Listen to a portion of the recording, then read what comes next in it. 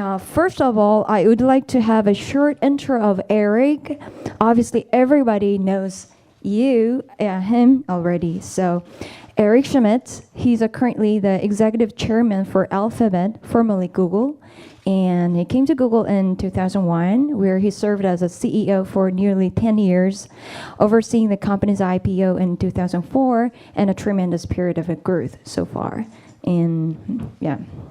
And please give him big welcoming applause for Eric once again. Thank you very much. That's very, very nice of you.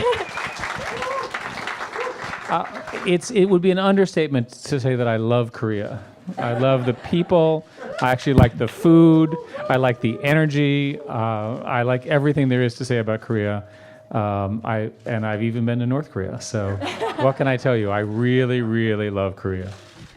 Thank you so much, and welcome to Campus Seoul again. So I hear you've been to Google Campus around the world. So what do you think of this one? Well, it's important to say that we want the best of Korea to be successful, and I think in many ways the best of Korea are the next generation of entrepreneurs that are Korean, and it's taking too long. We had to do something, so we created this campus to try to make the industry happen more quickly.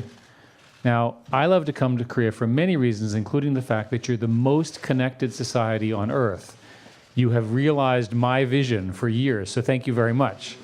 So I love the fact that when I get here, the internet is fastest in the world, the LTE is the fastest in the world, everybody is connected.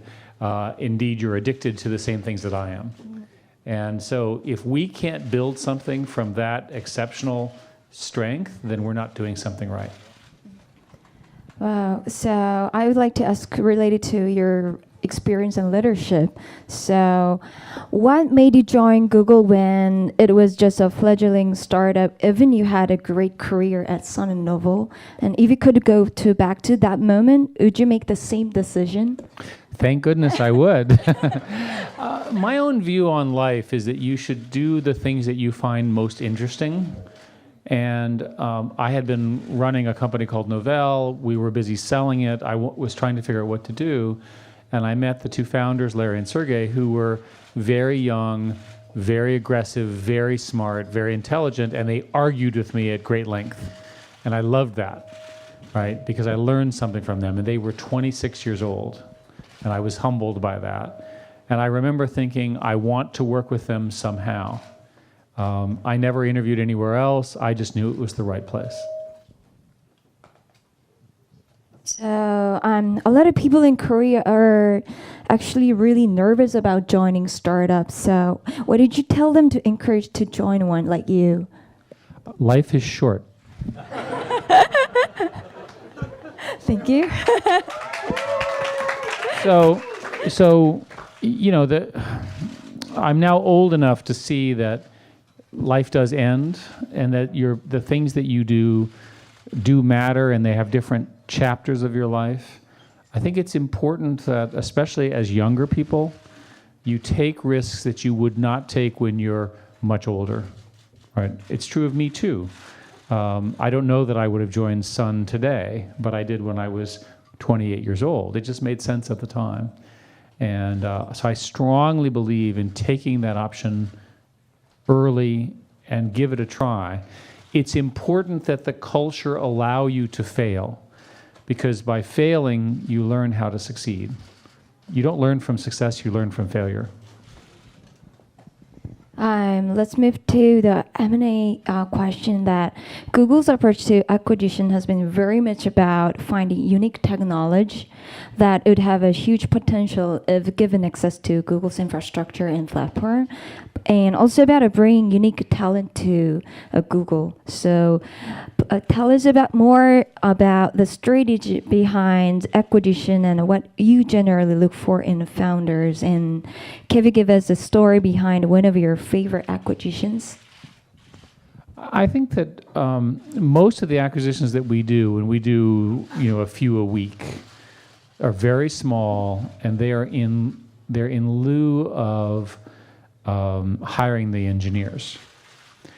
So we're really buying a product and a technical team. We're not necessarily buying a full business. But every once in a while, we'll buy a business like YouTube or DoubleClick, which ultimately become very, very successful for us. And usually the acquisition decision is made by for technical reasons. And you just cannot be a leader without the best technology ever. And these questions are related to more career specifically. So a lot of startups here are looking at going global, and they know they need a global audience, not just a Korean one, to be successful. But how do they get there like Google? And where are some lessons from Google that all the startups here should know? Well, I am worried that Koreans are looking at their market as Korea and not the world. And it's very easy to say, well, we know Korea and so forth, but the most successful Korean companies will be ones that are based in Korea and they use Korean tech talent, but they build a product that is global, whether it's in genetics or in machine learning or in healthcare or in communications or in 3D or what have you. I see no reason why Korean market should be that different. So if you should define yourselves as, I want to be a world leader, not just a Korean leader. And you want to start there. Now, when I started at Google, Google had no revenue outside of the United States. And it made no sense to me because the product should work the same elsewhere. So we started in Europe. What's interesting is that we lagged at Google in Korea because Korean search in Google was not very good 10 years ago in language, and companies like Naver began to do better, right? I think today it would be different. But the fact of the matter is we always wanted a global platform. And in Korea, is there any specific industry you're interested in? So, or is there anything, any people that inspired you when you have been visited here? Well, as I said, the reason I enjoy coming here is because you're the most connected community on earth, which means you're also the leader in mobile devices. And so Google has very deep partnerships with Korean mobile phone technology. When I first came here in 2006 or 2007, we were just beginning the work to make Android a successful. We were just about to announce Android One. Today, Android has more than 1.4 billion active users. Many of the greatest technologies were invented here in Korea for Android. So I would start with the Android ecosystem here. Another example is that Google Play, which is our selling products for Android platforms, is by far in the way the most successful here in Korea. So not only did we benefit from working with our Korean partners, Samsung, LG, so forth, many other companies, but we also benefit today from the revenue from the platform that we built. What makes a great startup city? If you had total control to put the piece in the place, what are the essential elements you would include? Well, I would start with having very good coffee companies, very good universities, very good gathering places, and relatively inexpensive apartments. Right?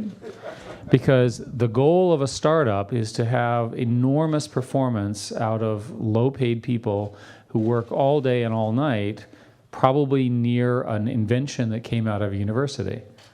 That's been true for a very long time, right? Korean universities are among the best in the world.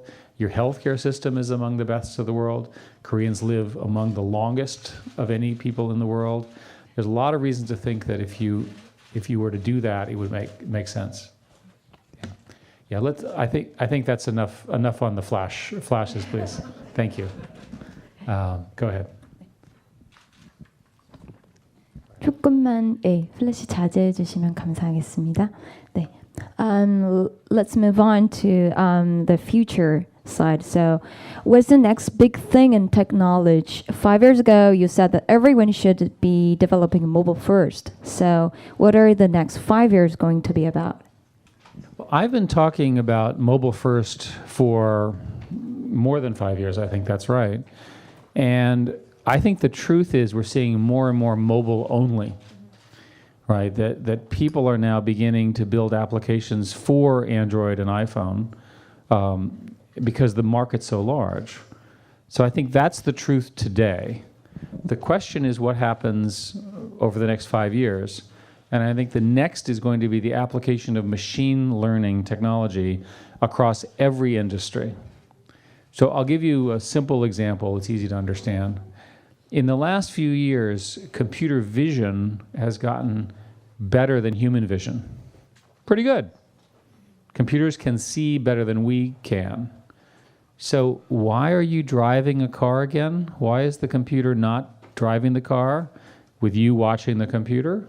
After all, the car can have a computer that can see all around it, right?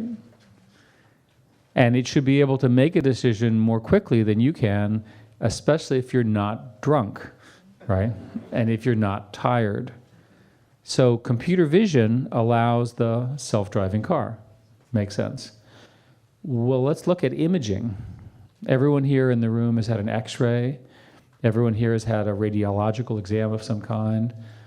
Those are read by human beings. A computer can read those images and learn as good as a human. Can it do better? Yeah, because it can read more images. It can read 1 million images, whereas a doctor can read 50,000 and then they fall asleep, right? So anything which involves diagnostics, involving vision, especially in the healthcare area, the computer should make it much better. And so Google has a research project around a particular disease called diabetic retinopathy, where you look at the inside the retina and you can see that the person has diabetes. This is a big disease in America. Again, we're beginning to see that we can see as well or better than a human doctor. I believe that for things which are vision related, so dermatology, radiology, and so forth, the computer will be better than the doctor, right? And it'll become a great assistance to that doctor. I think you already answered a little bit about this question, but what are some of the projects in detail in the space that you and Google are working on right now for the next 5 years? Well, I've become very interested in machine learning, and Google has more than 100 different projects throughout Google on machine learning. I can think of many, many different examples, but machine learning works particularly well when you have a lot of data. My favorite example is Google Photos. Are people using Google Photos here yet? Do you know what I'm talking about? And you upload all your photos, and so far you're the same. But then you can type things into Google Photos, and it will find something. So the best one, I don't know what the Korean version of this is, but in America, you would type hugs. There's people hugging each other, and it will actually find pictures among yours of people like your kids hugging their mother or whatever. How does it know that? It's magic, right? And what really happens is that Google has seen so many times when people have said, this is a picture of my kid hugging, the dog and so forth, that it learned what a hug looks like. The interesting thing about this is that we've been doing research in this area for a long time. In 2011, we took a data network and programmed it to look at YouTube, and it discovered the concept of a cat. Why? Because there's so many cat pictures on YouTube, right? So I think that is at the core of where our innovation will be. Anything with a lot of data and a good training signal, where you can learn against it, I think will be very successful. The entrepreneurs that I've met with so far here in campus are all using this technology. So I know that Korea can be one of the leaders in this. And can you tell us about the Alphabet announcement? What are the key drivers behind it, and what does it mean for the future of Google? Well, it's very strange to wake up and be chairman of Alphabet and not Google, but nevertheless, so when we discussed how to grow our own initiatives, it was hard for us to say we were just doing knowledge, because we were also doing cars, and we were doing other forms of access and transportation and things like this, and healthcare. So we made the decision to create new companies that were very independent, very autonomous. We've announced the first one, which is called Google Life Sciences, which is working on, for example, contact lenses for diabetic analysis. These are very, very smart people working in a very different industry. So it's a separate company. So Alphabet is the owner of Google and a number of other initiatives, and there will be more. I don't know how many more there are, but we're going to give them all letters, and there are 26 English letters, and then I don't know what we'll do after that. Maybe use some Korean letters or two. I hope so. So, 네, 지금부터 청중분들께서 좀 궁금해하시는 질문들을 좀 미리 받아보려고 하는데요. 네, 어떤 질문들이 좀 올라와 있는지 보도록 하겠습니다. 네, 잠시만요. 네, 원래 한 40분 조금 더 예정되어 있었는데 실질적으로 여러분들께서 궁금해하시는 질문들을 받는 게 더 의미 있겠다고 에릭 슈미트 회장님께서 말씀을 주셔서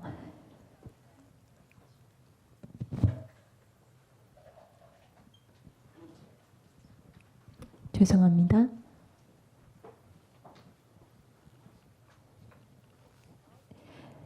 네, this is the most liked question among the audience that could you compare the startup ecosystem of Silicon Valley and more government-driven one like Korea?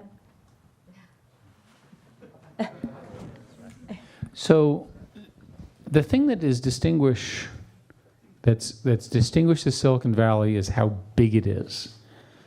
And it's just miles and miles and miles of startups and venture capitalists and people trying so many different areas. And there's nothing like the startup ecosystem of Silicon Valley anywhere in the world. To give you the numbers, roughly 70% of the venture capital in the world is now going into Silicon Valley. So it's very difficult to compete with that, at least initially. I worry that governments are not risk-seeking enough, that it's very important that the companies be able to succeed and fail, or they won't take big enough risks to beat the competitors.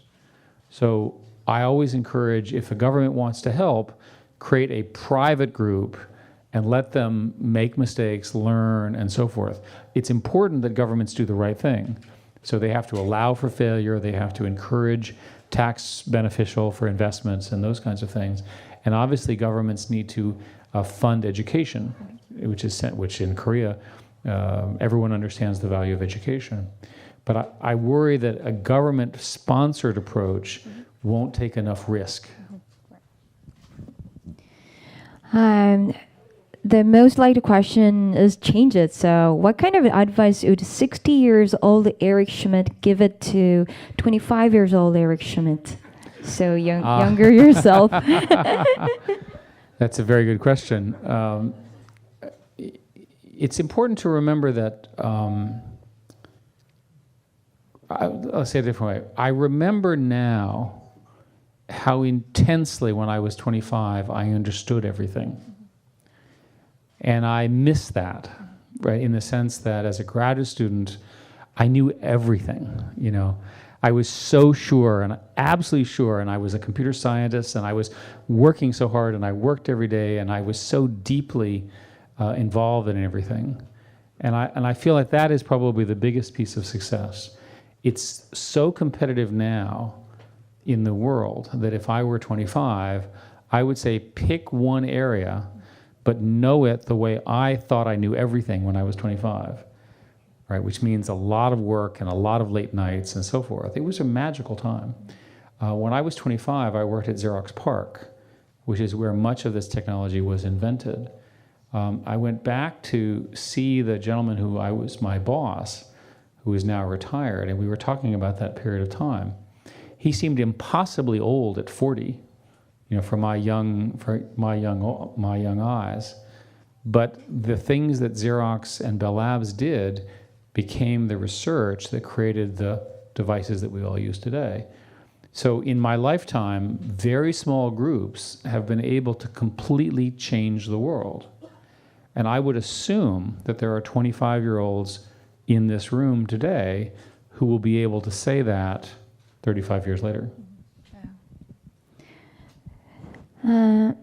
I think that this question is really interesting. So, what recently most makes you exciting, and what is your interesting observation for future?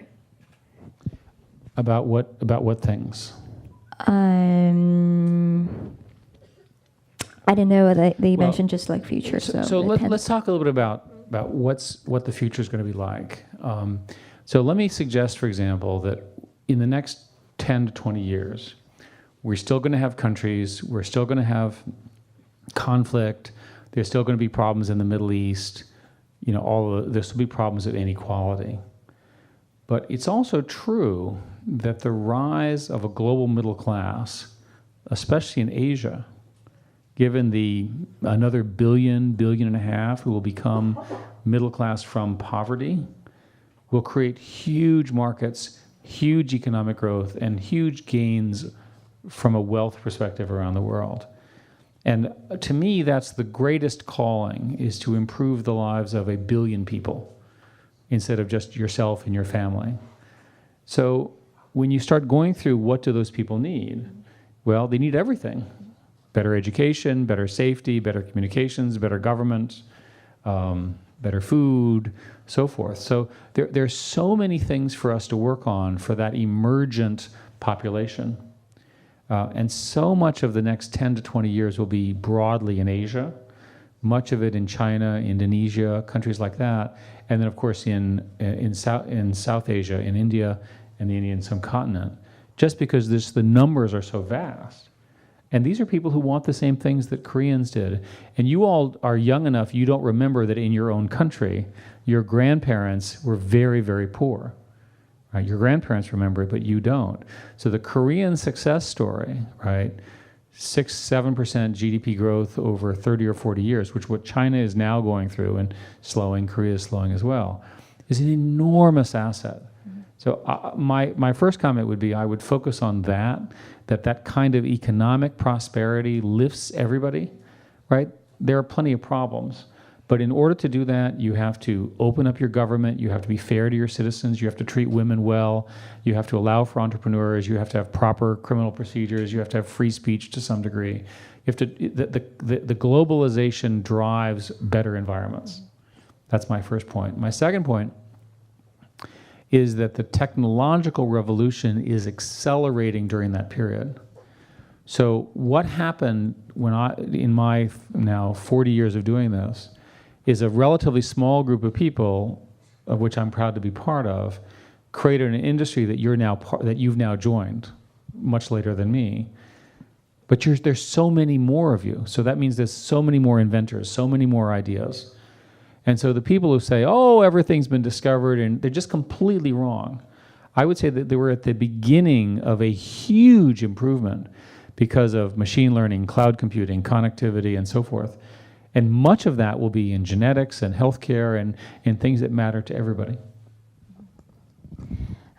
This question looks like very practical. So you have had so many middle level of managers, and what advice would you give to middle level managers who are thinking of making the jump to startups?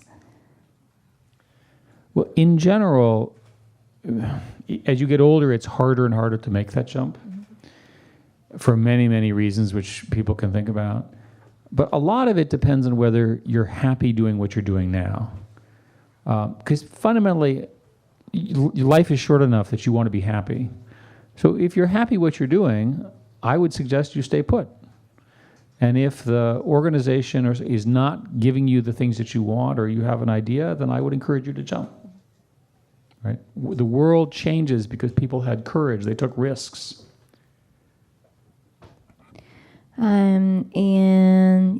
This is interesting. So I think Korea is one of the conservative countries. So is it a hurdle for us? I'm your guest, and I don't want to criticize. I don't want to criticize a country that I admire. But since you asked,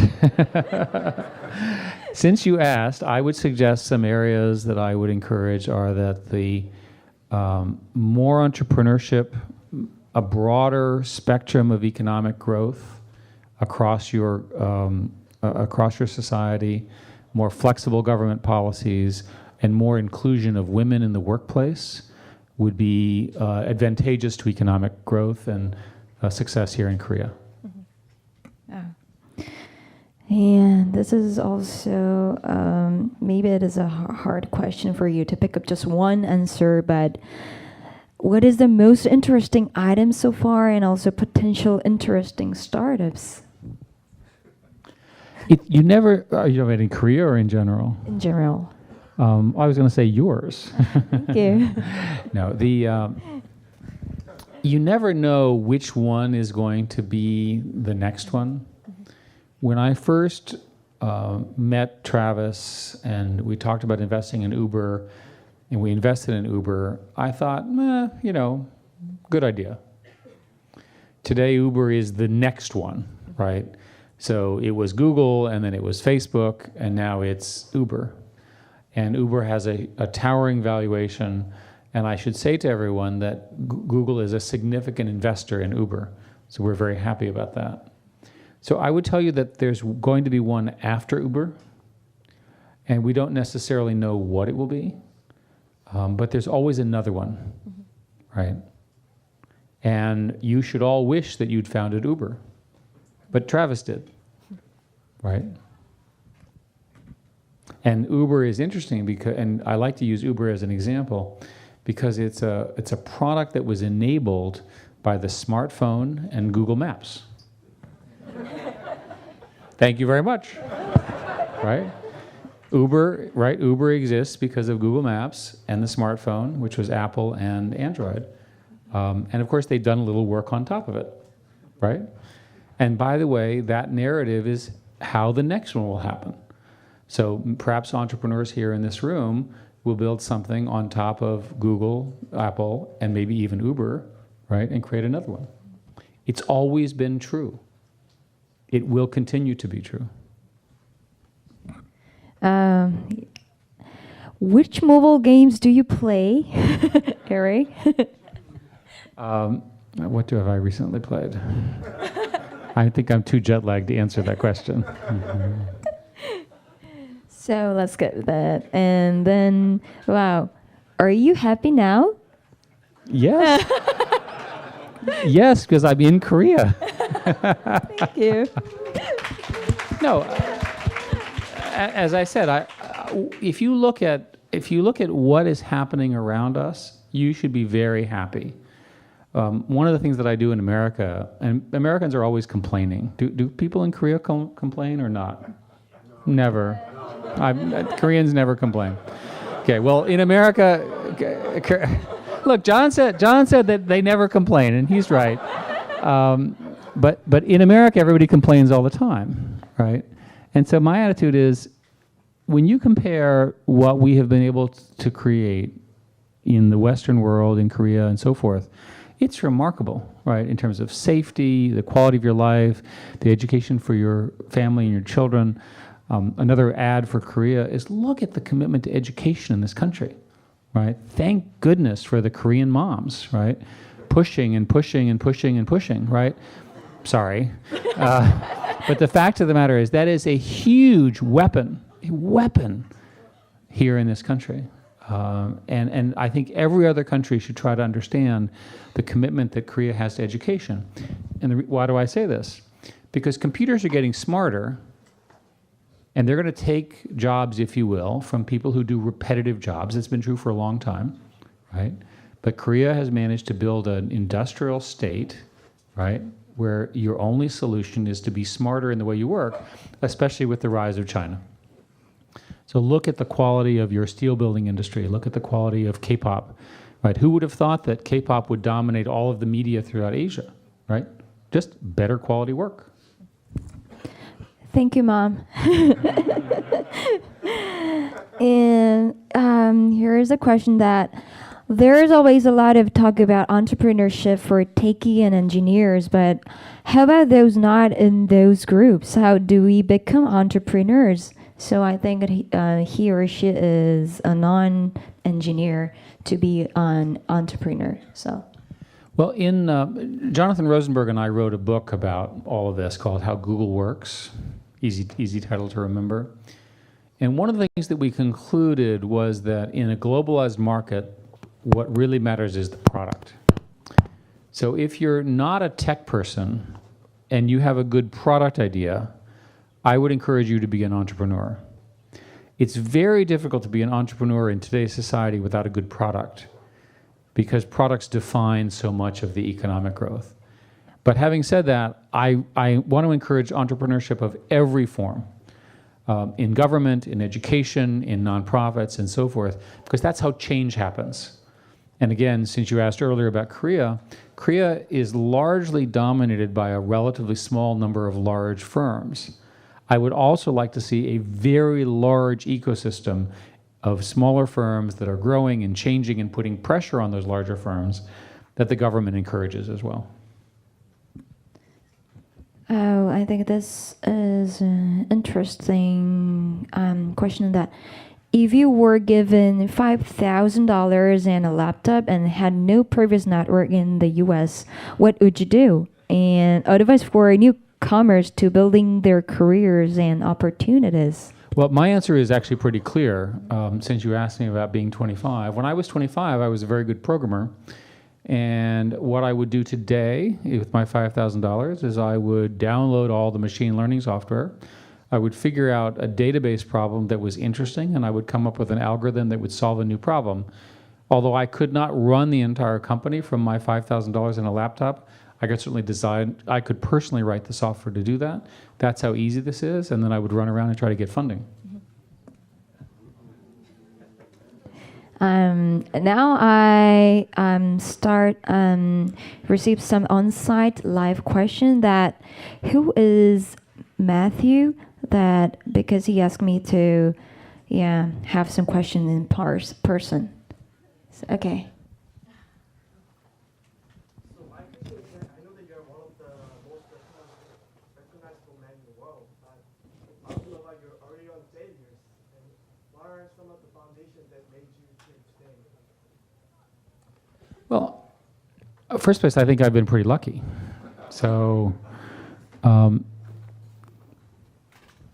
in life, there's so many paths that you take. So if you think about during the time that we did Gmail, Chrome, Android, we didn't do Facebook and Uber, right? Now, is that a failure or a success, right? But the fact of the matter is that there was a limit to how much we could do.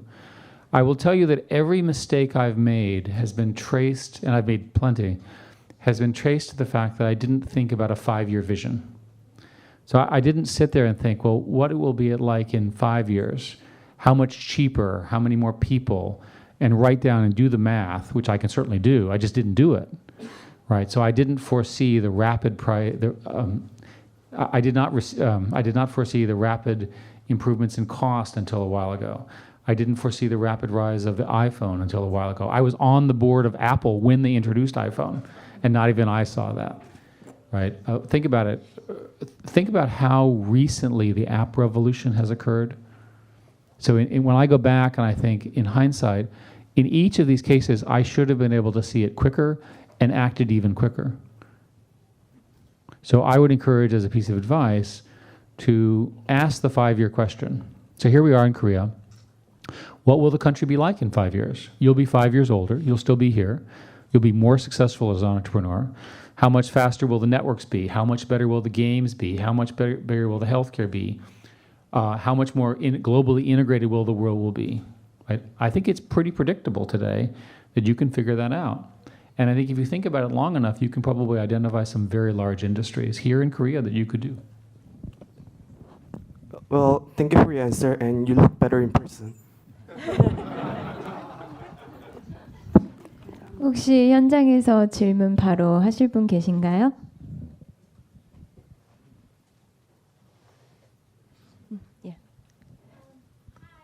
Great My voice is actually, big enough, so I don't need a mic. But glad to see you. I'm so excited to see you.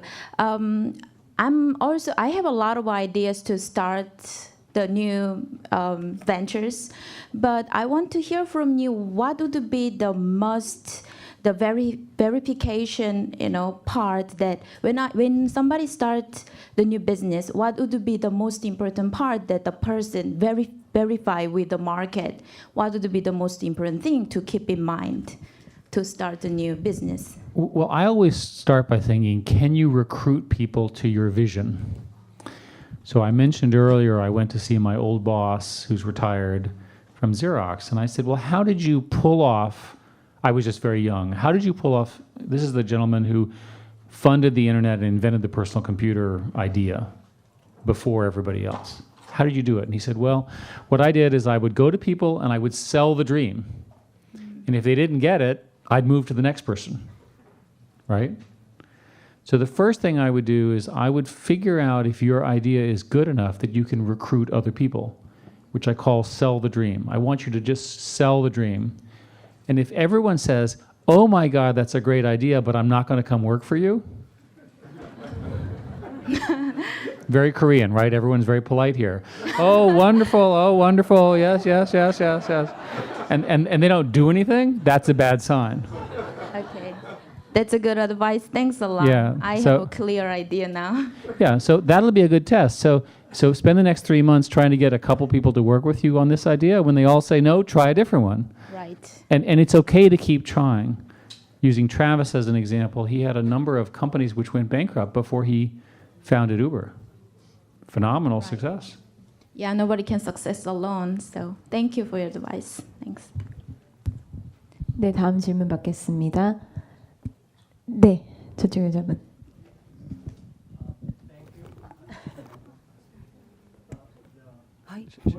Let's get in the mic so 네. you can hear. Yeah. 질문하시고 그 다음에 질문 받도록 하겠습니다. What do you think of the future at Google? The don't be evil thing. Google is such a large company now. Do you think the Google can become another evil? Well, I certainly hope not. When you build a company, you build it with some values, and the values in Google are very strong about serving the customer. And I can tell you that I'm in meetings, often where people say that's not right, it's not consistent, and the people who don't believe in those values don't work at Google. Maybe they work at somewhere else, right? But they don't work at Google. So I'm quite sure that even if the current management changed, which it won't, it will remain the principles that we've run the company by. 네, 다음 질문 받겠습니다. Hi, my name is Molly Moon and CEO of and co-founder of We Closet. And then I attended the first program in the Google campus for mom. And then thanks to the program, I could have this enormous encourage to start my business. And my question is kind of personal, but I have a little girl like Emma. And then my husband and I decided to teach her how to coding from 3 years old, maybe. By the way, Seriously. this is the Korean mother. Okay, yeah. you want to see the Korean? She's teaching her kid coding at 3. Because we looked it up, the word, and then the technology is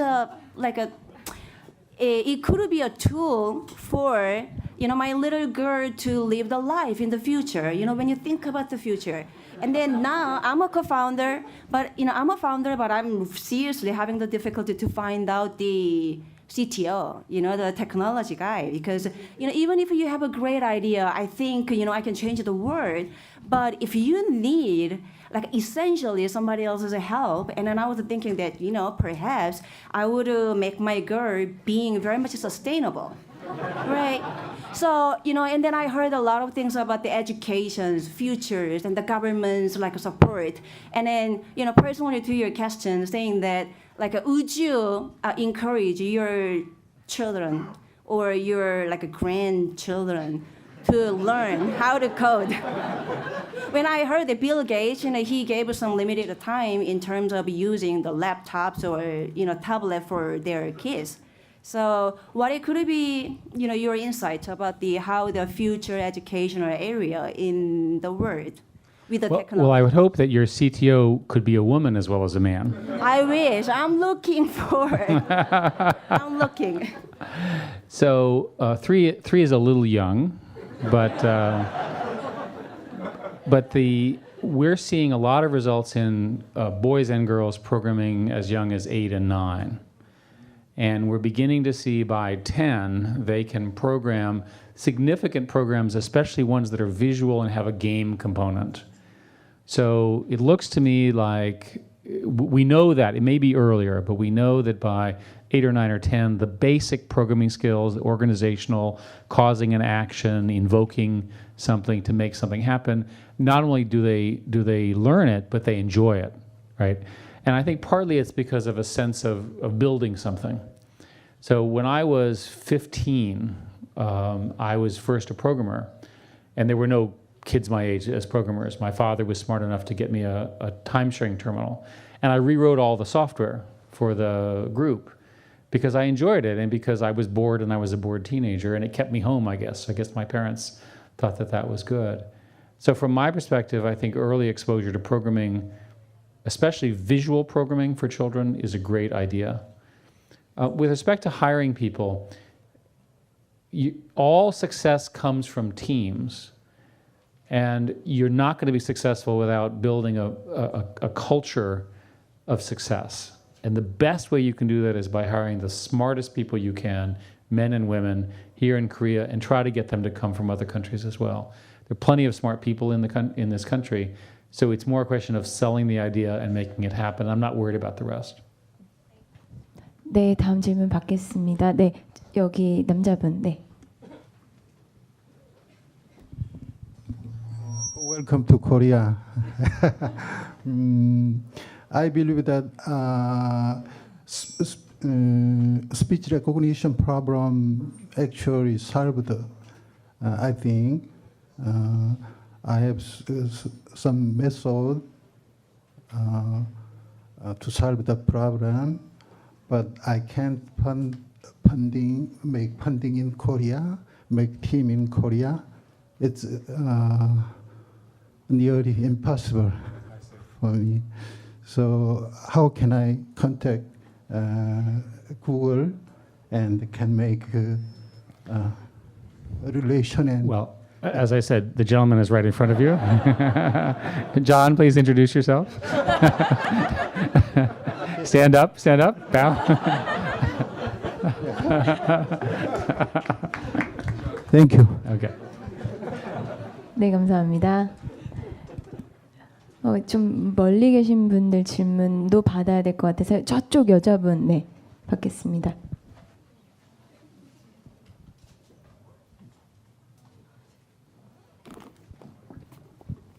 You mentioned Uber 10 or 20 minutes ago, and those companies, we call it here online to offline companies.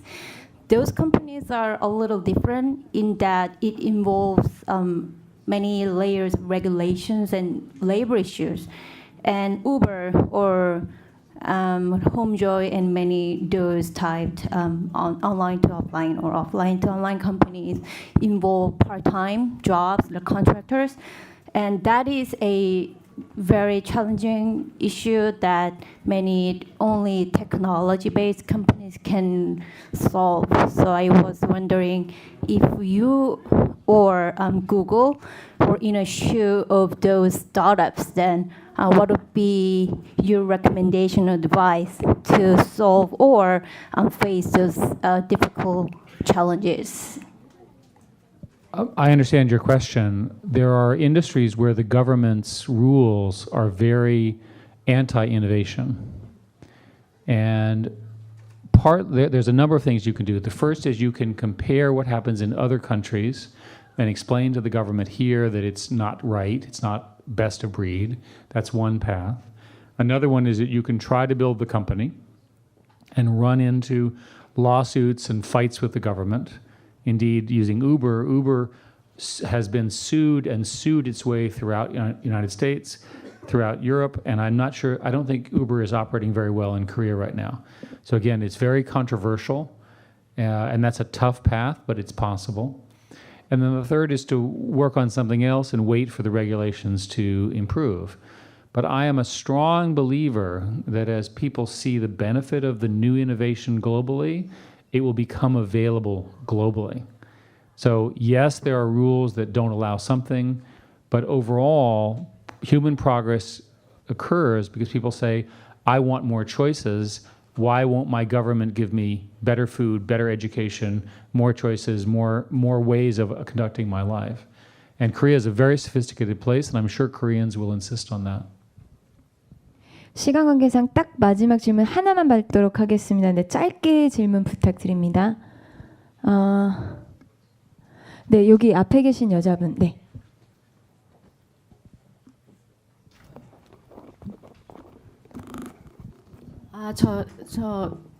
통역 좀 부탁드릴게요. 오늘 너무 만나 뵙게서 감사하고요. 저희는 구글 캠퍼스 포맘 1기 그 엑셀러레이팅 엄마들인데요.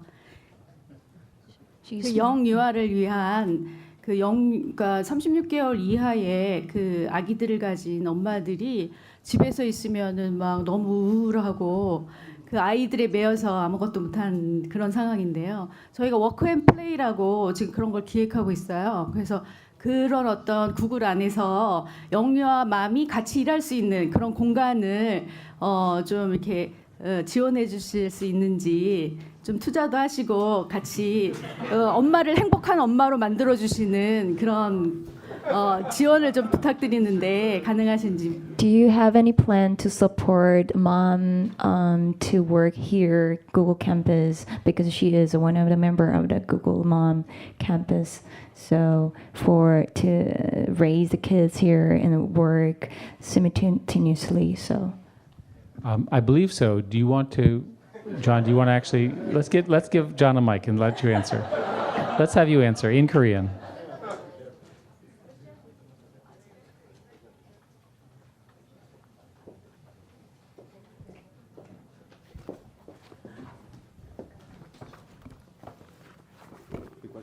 Stand up and answer in Korean.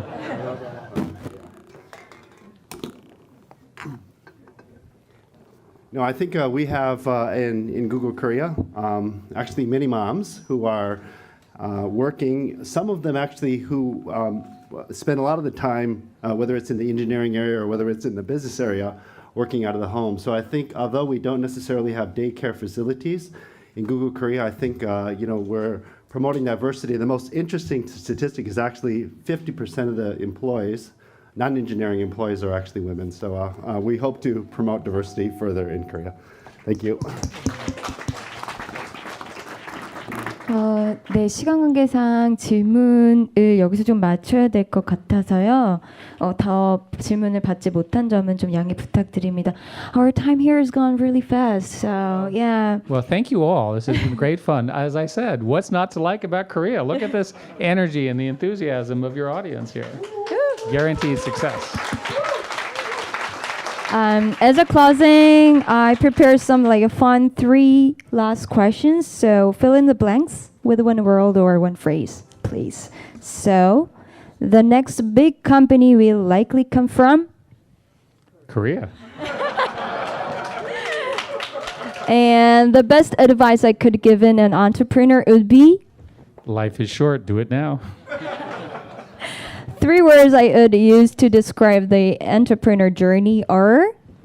It's rough, but it's very satisfying. Thank you so much. 감사합니다. Thank you all.